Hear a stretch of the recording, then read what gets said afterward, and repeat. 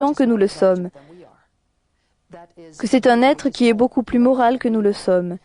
C'est un être qui a plus d'amour que nous n'en avons. On ne fait attention qu'à l'extérieur et c'est cela qu'il faut changer. Il faut que l'on se concentre sur l'énergie, sur l'âme. Et quand on fera ça, on ne verra plus le corps, la manifestation. Nous avons à apprendre. Nous sommes une espèce très très primitive dans l'univers, malheureusement. Mais on apprend, on est comme les enfants. On est au jardin d'enfants. Raoni Luukkanen est sincère, c'est sûr. De même que nous sommes sûrs qu'il existe des extraterrestres positifs, ceux qu'elle a rencontrés. Cependant, il existe aussi des extraterrestres négatifs, les gris par exemple. Dont Raoni nous dit que si nous avons avec eux des épreuves, c'est pour notre bien, pour qu'on évolue. Je n'y crois pas du tout. Je crois à tout ce qu'a dit Raoni. Elle l'a vécu. C'est son expérience, c'est une expérience. Mais les gris, c'est autre chose. Et je crois qu'il faut être prudent. Il existe des bons, il existe des mauvais. Comme sur la Terre, il y a de braves gens, et puis il y a des canailles. Alors, soyons prudents. Et nous allons écouter Vladimir Terziski, que nous avons rencontré aux États-Unis, au Congrès du Mophone, à Richmond, en Virginie, qui lui va nous parler, entre autres, des Illuminati. Nous, en Europe, nous disons les Illuminés de Bavière.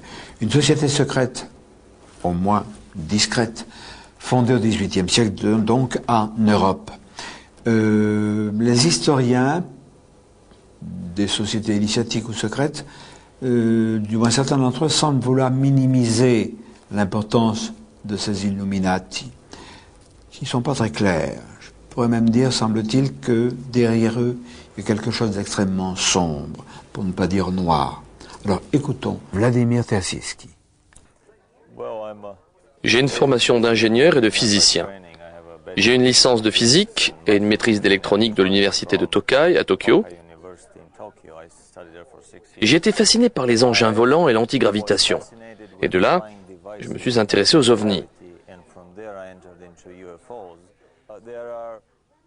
Il y a des rumeurs persistantes selon lesquelles le sous-marin Nautilus, décrit par Jules Verne, serait un projet secret des Illuminati.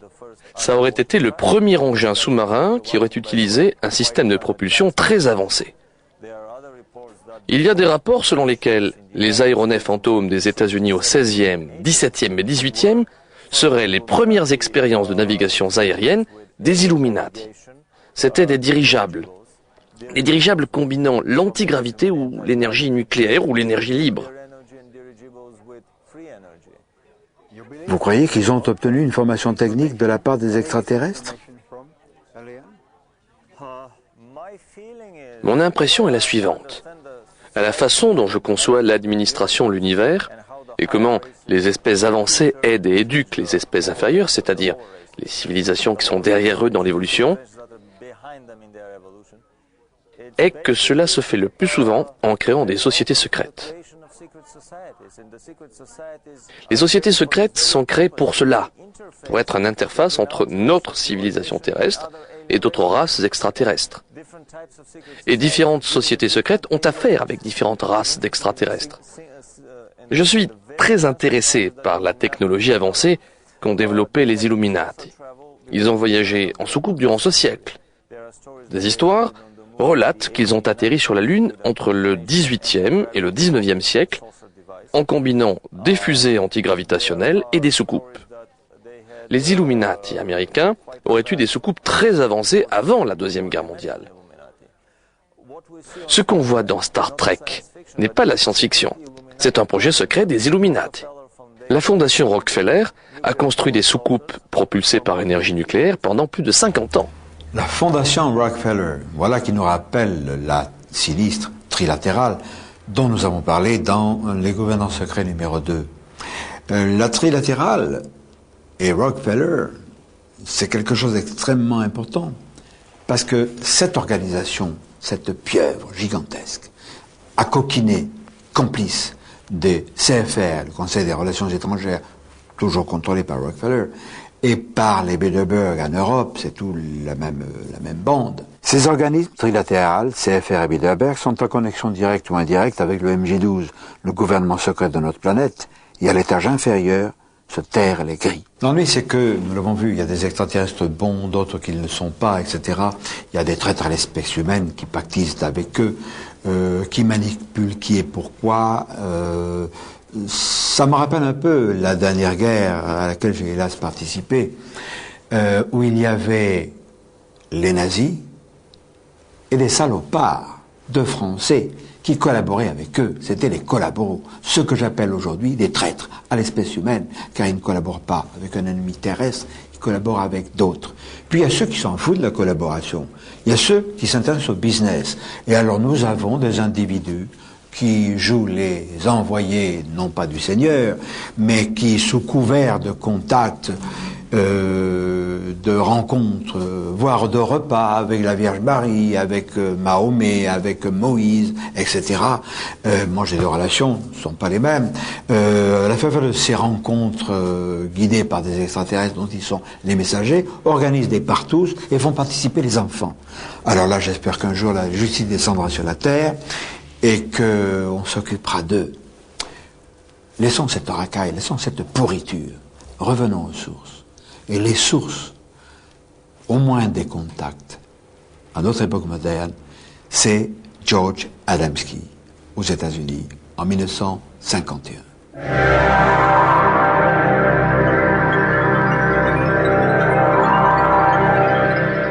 En 1953, je travaillais à Radio Monte-Carlo et je reçois un jour la visite de Desmond Leslie, qui était un ufologue anglais, un homme charmant, qui venait de publier avec George Adamski « Les soucoupes volantes ont atterri ». Ça, c'est une réédition chez J'ai lu. Alors, j'ai donc appris qui était Adamski. On l'appelait plaisamment le professeur, mais on ne savait pas qu'il n'était pas professeur. Et au départ, on s'imaginait, puisqu'il habitait au Mont Palomar, en Californie, qu'il appartenait à l'équipe des astronomes du Mont Palomar. J'ai voulu me renseigner. Et c'est ainsi que j'ai été surpris d'apprendre que les astronomes, celui qui m'a répondu, j'ai interrogé, m'a dit « Mais non, nous ne connaissons pas d'astronome du nom de Adamski ». Alors je lui ai dit « Écoutez, il y a ou il n'y a pas un Adamski ?» Il me dit « Oui, il y en a un, mais il n'est pas au Mont Palomar, il est au pied du Mont Palomar et il vend des hot dogs, des saucisses chaudes. » Alors évidemment, léger embarras de ma part, je me renseigne davantage, j'apprends que c'est vrai, mais que passionné de spiritualité, de philosophie et d'amour cosmique, entre guillemets, dès l'instant où, en 47, le mot soucoupe volante est arrivé, il a prêté une oreille attentive et il a eu raison. Nous sommes plusieurs à avoir fait ça. Et il est devenu, peut-être pas ufologue, mais un contacté.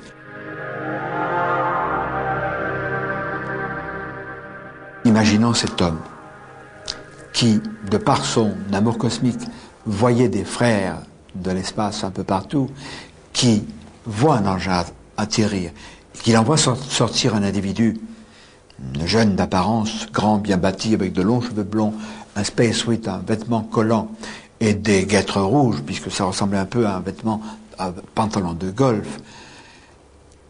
Il est bouleversé. Cet être lui dit, par télépathie, nous sommes vénusiens. Pourquoi voulez-vous qu'il ait pu en douter?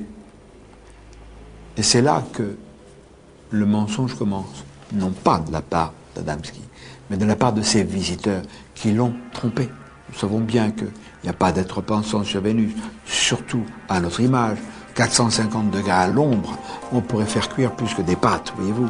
Donc, éliminons cette notion de vénusien. Ces êtres de bonne constitution, pacifiques à l'évidence, ont trompé Adamski. Peut-être que c'était... Moi, je me rappelle toujours quand il y a des histoires de contact avec quelque chose qui embarrasse, une chose étonnante que cette jeune femme que j'appelle Manuela, dans certains de mes bouquins, qui me renseigne sur ce qui se passe au Brésil, elle m'a dit, n'oublie jamais que dans les grands cas de contact, de rencontres troisième type et autres, il y a 9 fois sur 10 le germe de sa propre autodestruction. Et l'autodestruction du cas Adamski, c'était cette histoire de Vénusien qui ne tenait pas debout. Donc, il y a eu manipulation d'Adamski par les extraterrestres. Et puis après, évidemment, la sourde oreille des autorités, etc., etc.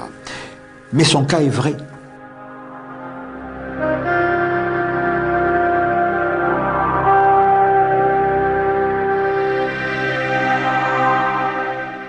sommes à Washington, la capitale fédérale des États-Unis, au cimetière de Arlington. Ce cimetière est réservé aux vétérans, aux héros des 2 dernières guerres. Il y a même un mémorial au nom des astronautes qui ont péri dans la catastrophe de la navette Challenger. C'est donc des personnalités qui ont été honorées pour service rendu en quelque sorte à la patrie. Il est vrai que George Adams,